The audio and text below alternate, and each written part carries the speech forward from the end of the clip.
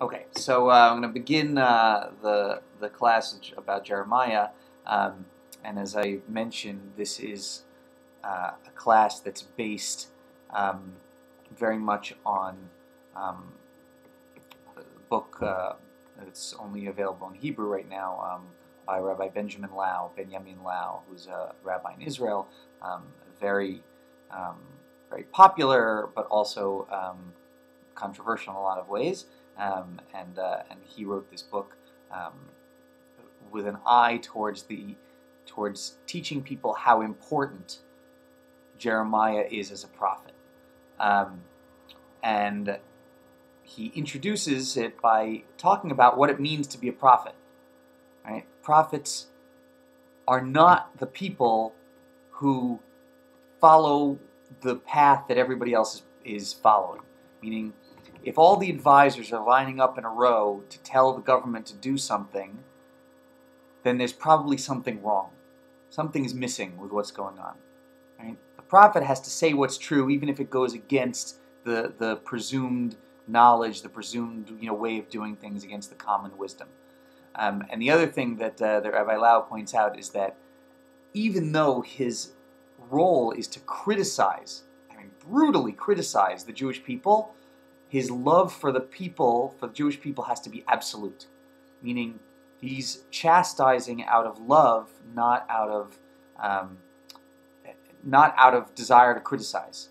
Right? He wants to show the right way, and even if they're doing things wrong, his love is equal to God's love. Right? I mean, that's how he has to feel. And there's a fascinating note he pointed out. In 1996. They celebrated the 100th anniversary of Zionism. I think it was the anniversary of the first Zionist Congress. I forget my history, but all right. So there was a celebration. This is 1996, right? Think back to Israeli politics in 1996. Shimon Peres was the head of the opposition party, and who was the head of the government? Benjamin Netanyahu. Yeah. Right. And they were talking about the study of the Bible, not just the Torah, but the entire Bible as an important way to promote Zionism. And Peres mentioned that the prophets Amos and the prophet Isaiah really are prophets that the Zionist community can look to in a very strong way. And Yossi Sarid, I forget what party he was in. I'm trying to remember. Wasn't it Shas? No, Yossi Sarid definitely was not Shas. I'll try to look at that. I don't think that was Yossi Balin. I could be wrong. Anyway, my recollection is actually he was somewhat left-wing member of Knesset, who said that actually I think that Jeremiah is the most relevant of the prophets. Right? And it's fascinating because this happened during the prime ministership of Netanyahu.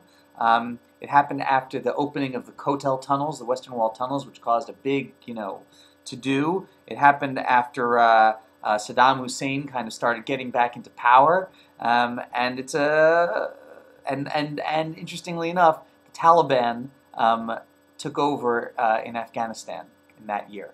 So this is an interesting kind of situation, right? That in terms of the entire world, right? So what's a prophet? Right? What's the as I said, the job of a prophet is to really go against the grain and to say what needs to be said, no matter what. So so to set Jeremiah in background, right? Jeremiah is the last of the prophets before the destruction of the temple, and as I've said a million times by now, Jeremiah, the people in Jeremiah's time have never experienced the destruction of the temple. And they've experienced, wars, and they've experienced lots of people who are interested. Let me see if there's somebody coming out of class. Hello? Yes. Good.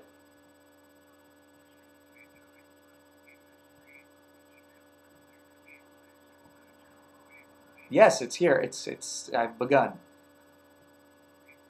In the white building. The white building. Yes. Yes. Great. See you. Steve's coming in. So, right. So the northern kingdom is already gone. Right. The Assyrians were dispersed them right all over the world. Hi, Steve. Come on in. And as you know, there's a lot of bad blood between the two kingdoms, between the northern kingdom and the southern kingdom before the destruction of that kingdom. Right? Everybody, it's okay, quite all right. So anybody know? You guys know what happened in 701 BCE? Yes, that was the attack by the Assyrians on the kingdom of Israel. Correct. Right. It's attacked by the kingdom of Israel, but also on Jerusalem. On Jerusalem. And yes. Jerusalem as well. It's a fascinating, just as by way of background, there's a fascinating archaeological discovery that was made a number of years ago, which was the prism of Sennacherib.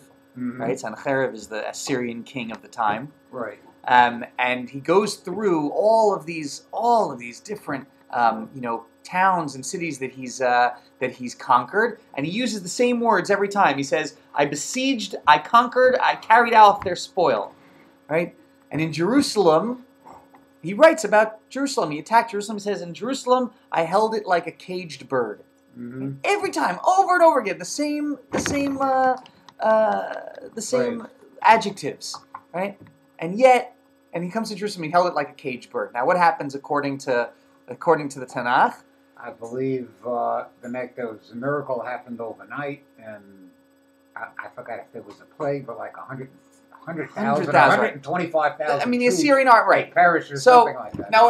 Now, when you're writing your own history, you get to write what you want, right? So Sennacherib is writing his history of battle.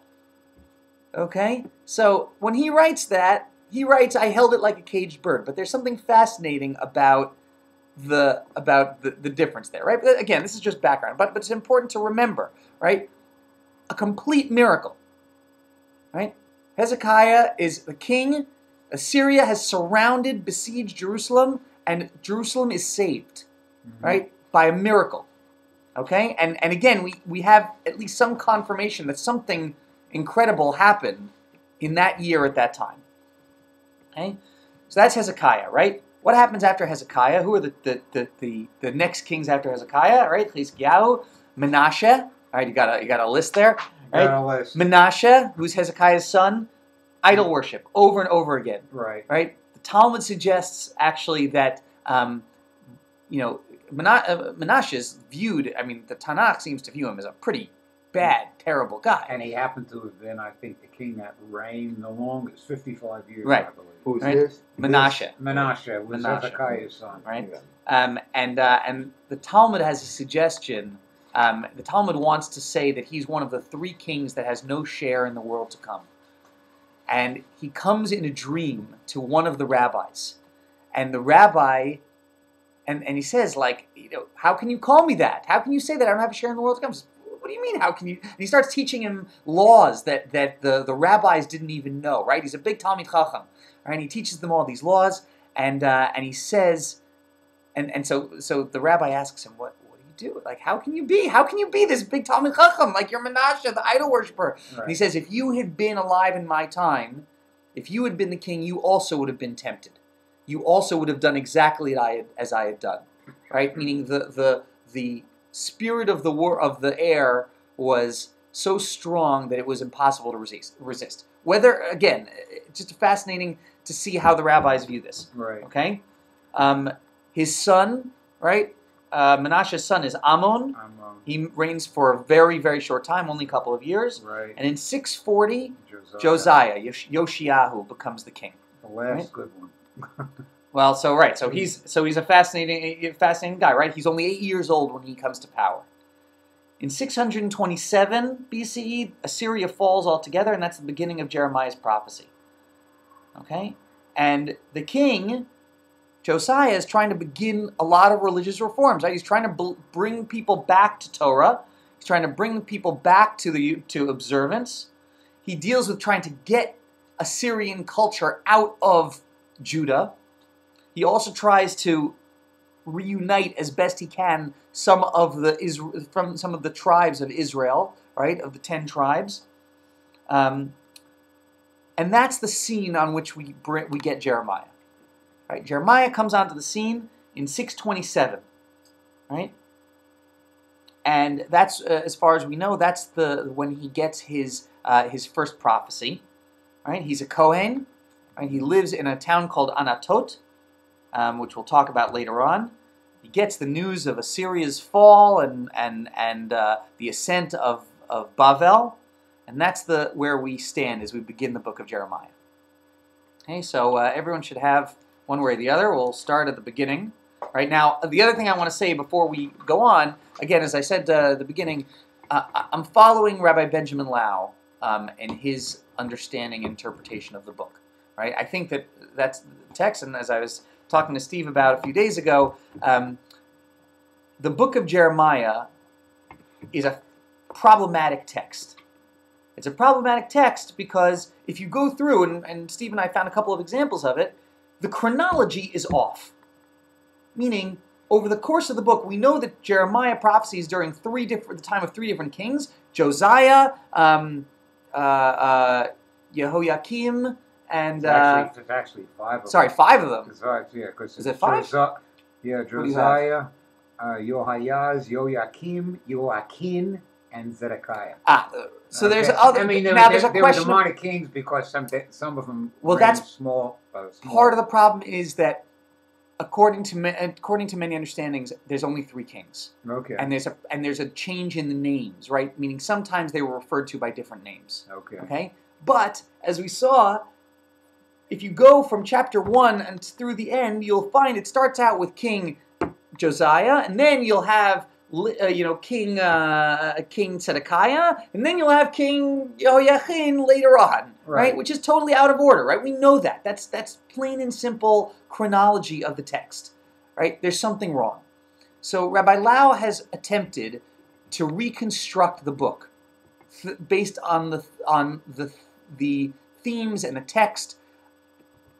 I'm no expert. I can't say whether he did it right or not, right? But certainly chronologically, you'll see that it follows a little bit better. So it does start with chapter 1, but it's going to go into different. It's going to go in a different order, and we'll follow through we'll try to follow through. So he tries to reconstruct the correct chronological sequence. Exactly. Okay. So if we begin with the first chapter. Right, we start out, and of course we see, right, the words of Yirmiyahu, the son of Chilkiyahu, right, the priests who were in Anatot in the land of Binyamin. Now, what's of course interesting about the fact that he's in the land of Binyamin, of Benjamin? Well, the Jerusalem is really in there, and it's one of the 2 smaller tribes. It's the tribe that is in the land of Judah, obviously, and those are the 2 tribes. Binyamin and Yehuda were the 2. It's also on the border. Oh, it's on the border. Okay.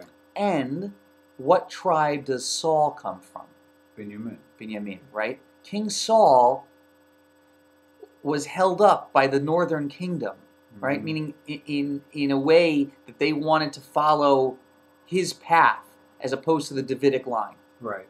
Right? So the fact that he's living in Benjamin may have some influence on who he is and what he understands, right? Meaning the Kohanim lived among the people, right? There were towns, and the Kohanim lived because they didn't work every Kohen did not work in the temple every day, right? There were too many of them. It didn't work, right? So they had shifts, they had rotations, right? They would go 2 weeks at a time over the course of the year until they went through all of them, okay? So that's where he is. And it says, right, this is the introduction, right, that he came in the days of Yoshiyahu, the son of Ammon, king of Yehuda, in the 13th year of his reign, right? So now he's 20-something, right? He came also in the days of Jehoiakim, the son of Yoshiyahu, right? Jehoiakim, the son of Yoshiyahu, king of Yehuda, and to the end of the 11th year of Tzidkiyahu, the son of Yoshiyahu, king of Yehuda, to the carrying away of Yerushalayim captive in the 5th month, right? Now, again, one of the reasons why I think Rabbi Lau believes that that there's only 3 kings is because that's exactly what it says, right? There's no kings left. Right. There's nobody else that could be there. Right? Those are the 3 kings that's described here, and so again, I think this is backed up by other sources, but we'll talk about that when we get there. Okay, so now Jeremiah is reporting what his experience is, right? his experience of receiving prophecy for the first time. This is known as the Nivuat HaHaktasha, right? He's set aside as a prophet in this chapter. So, of course, what does it say? The word of the Lord comes to me. I'm in verse 4 and 5, saying, "Before I formed you in the belly, I knew you. And before you did come out of the womb, I sanctified you, and I ordained you a prophet to the nations." And I'm translating the these and the thous into regular English, if you don't mind. No, not at all. Right? So, what does that mean? Before I formed you in the belly. So basically, he was predestined to be the prophet, to be a prophet. You know, Right. God chose him. You're the guy. Right. Right. You are the person who I have chosen. Right? Does it sound familiar at all? Does it give us shadows of any other character in the Bible? Very Moses-like. Mm-hmm. Right? Very Moses-like. And in fact, we'll see some more parallels. Right? And there's another interesting line there where he says that he's going to be a prophet to the nations. A prophet to the nations. Is this guy Jonah? Is he like running to Nineveh to prophecy? Right. He's prophesying to the. Yeah, that's what caught my eye too. You know, it's plural. It's not just the Jews. So, I would suggest, right, that his purpose is not local. His purpose is about the big picture, right? He's a political prophet, right? He's going to get involved in geopolitical messes in a way that many others did not, right? He's inserting himself into the political issues of the day, and we'll see what those are, okay? He sees the big picture, right? Verse 6. Lord God, behold, I cannot speak. There's another Moses moment, right? Right, exactly. I can't speak, right? For I am a child, right? He is young. Jeremiah is pretty young. Right. The Lord said to me, "Say not, I am a child, for you shall go to all to whom I send thee, and whatever I command you, you shall speak. You shall speak. Do not be afraid of them, for I am with you to deliver you," says the Lord. And the Lord put out his hand and touched my mouth. Obvious, anthropomorphism here, right? He's experiencing this. This is, if it's prophecy, so it's probably in a dream. Right. And Lord said to me, "Behold, I have put my words in your mouth. See, I have this day set you over the nations and over the kingdoms, to root out and to pull down, and to destroy and to throw down, to build and to plant." Right? Wow. What a responsibility. What a responsibility for this young guy to experience, to be told, this is what you're going to do. You're going to bring nations down. Right? Now, is he actually the one bringing nations down? No. No. Right? But he's going to represent that. At the moment, he doesn't know who those nations are. Mm-hmm. He doesn't know who's going down and who's going up. Right. Okay? In verse 11, he sees the first of the symbols. Right? These first symbols of prophecy. What do you see? Jeremiah, Yirmiyahu, and I said, I see a rod of an almond tree. And the Lord said to me, you have seen well, for I will hasten my word to perform it. Right? What's the symbolism here, right? I mean, yeah, it's got to be. It's only a symbol. Shoked. Excuse me. Shoked. That maybe I'm mispronouncing it. That the almond tree is one syllable off or one vowel off from God is watching us, according to. Interesting. I hadn't heard that. Shaked. I'm trying to see. I don't know what the Hebrew is. Well, I don't know what I'm trying to think what the Hebrew. Here I have the Jewish Publication Society translation from the 60s. It's pronouncing it. It's spelling out the way I just said. S-H-A-Q-U-E-D. Right. S-H-A-Q-E-D. S-H-O-Q-E-D. Is it saying that there's two different pronunciations? No, but that. Shaked. I mean, it is shaked, right? It's a similar sounding word. And you can find a little hint of another meaning to it. Okay. Then it must be significant. Okay. The other possibility, right, is that anything that involves plant life represents renewal in life. Mm-hmm. Right? It's also a the possibility. almond tree also, according to anything I know, I got from here, from my parents. And it also blossoms early in the season, like January. So God's watching us throughout the whole year. Right. I mean, meaning God can be watching us and things can go pretty badly. Absolutely. Right? But here, right, there's the possibility of renewal. Right? That's, again, Jeremiah doesn't know what's happening. Right? Jeremiah's just experiencing this. Right now, he's just getting it. So what's the second symbol? The second symbol is a little bit more painful, right? The boiling pot. The cauldron. I see a boiling pot, and its face is from the north. And the Lord said to me, out of the north the evil shall break forth upon all the inhabitants of the land. For lo, I will call all the families of the kingdom of the north, says the Lord, and they shall come, and they shall set everyone his throne at the entrance of the gate of Jerusalem, against all its walls round about, and against all the cities of Judah. I will utter my judgments against them regarding all their wickedness, and that they have forsaken me, they have burned incense to other gods, and worshipped the works of their own hands. Right? Now that's a little bit more difficult, right? From the north. Right? This is the theme of all of Jeremiah in some way. Specific, I'll tell you that. It's very specific. It's very specific. Right. Now, of course, again, I mentioned this, in the past in the synagogue, and the power at this time is Egypt. Egypt has overtaken Assyria. Assyria is going away as the mighty power in the Middle East. Right? Everyone assumes that Egypt is the one to beat. Right? But here Jeremiah says that the evil is going to come from the north. Right? And from the north is Bavel, which is just beginning its ascent. Nobody really conceives of it as a threat at this point. I've always wondered this. They call that the north, but it's really northeast. Right. But that's, I'm just being a nitpicker because I have the benefit of new maps. I think so. I think they thought of it as, I think it's still coming from the north. That's the point, is that it's coming from, they're not coming from directly east, they're coming from the northern It's more east part, to me than north. No, it's definitely north. If you look at a map, It's north. It's north of Israel. North of Judah, for sure. It's north, right? Yeah, Right. but obviously you can't just go straight. You have to hang a left. Right. So, Right. So now comes really what I think is one of the most important parts of this chapter, right? Which is God gives Jeremiah this charge.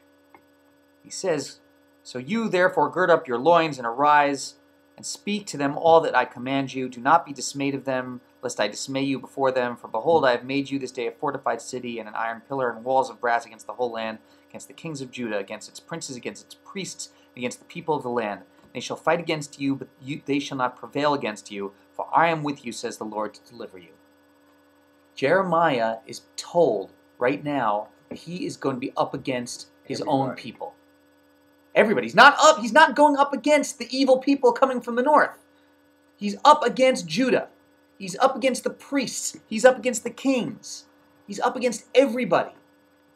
And his job is to say what's true, as hard as it is. And I said before a couple of you came in, right, everybody else is saying one thing. Everybody else is the advisors, the advisors that the king likes a lot, because the king likes to hear that what he's doing is right.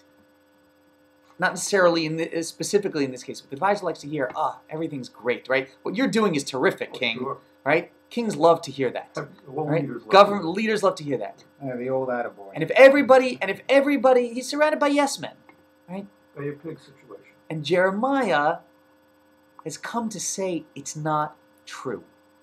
What they're saying is not true. And you can believe me or not believe me, but I have the truth. So how do you think Jeremiah is going to be responded to? May I ask? You can.